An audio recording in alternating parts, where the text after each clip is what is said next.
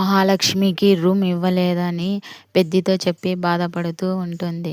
పెద్ది ఇదంతా చక్రియే చేసింటాడని ఆలోచన పడి చక్రిని అడుగుతాడు. నువ్వే కదా ఇదంతా చేసింటావు, మహాలక్ష్మి రూమ్ చిక్కకుండా చేసింటావు, మహాలక్ష్మి బాధపడుతూ ఉంది అని మాధవ్ అంటాడు. మహాలక్ష్మి బాధనే చూస్తున్నావు కాదు, నా బాధను చూడడం లేదు అన్నయ్య. నాకు మహాలక్ష్మి లేకపోతే నేను ఉండలేను అని చెప్తాడు. తర్వాత అందరూ ఒకే చోట నిద్రపోతూ ఉంటారు. వాళ్ళ నాన్న వచ్చి, నీకు పెళ్ళి అయింది కదా, నువ్వు ఎందుకు ఇక్కడనే నిద్రపోతున్నావు, నీకు కొంచెమైనా బుద్ధి ఉందా, లేసావా లేవా అని రెండేట్లు కొడతాడు.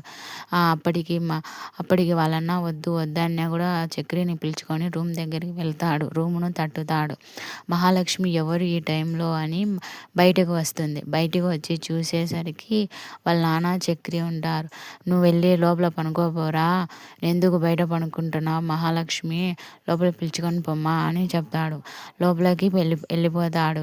వెళ్ళిపోయిన మహాలక్ష్మికి చాలా కోపం వస్తూ ఉంటుంది.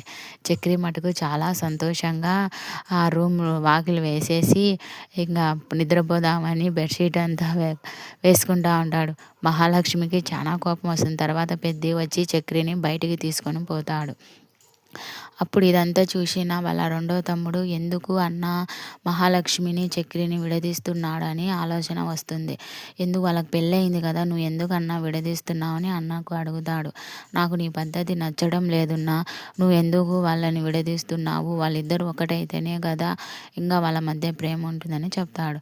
తర్వాత చక్రి ఉద్యోగం కోసం కారు ఓనర్ దగ్గర వెళ్ళి ఎట్టో కూడా బతిమలాడుతూ, సార్ ప్లీజ్ సార్ నాకు ఉద్యోగం ఇవ్వండి సార్, నేను మహాలక్ష్మిని సాకాలి సార్ అది చెప్పి ఎట్టో ఒకటి ఉద్యోగం రప్పించుకుంటాడు తన దగ్గర నుంచి. రేపటి భాగం ట్విస్ట్ సూపర్ ఉందండి. మహాలక్ష్మి చక్రి పెళ్లి ఫోటో పెడతాడు. ఇంట్లో అందరూ షాక్ అవుతారు, ఎందుకు ఇలా చేస్తున్నాడని. కొంతమంది సంతోషిస్తారు. మహాలక్ష్మి పెద్ద మటుకు చాలా ఆలోచనలో ఉంటారు. రేపటి భాగం సూపర్గా ఉందండి, సూపర్.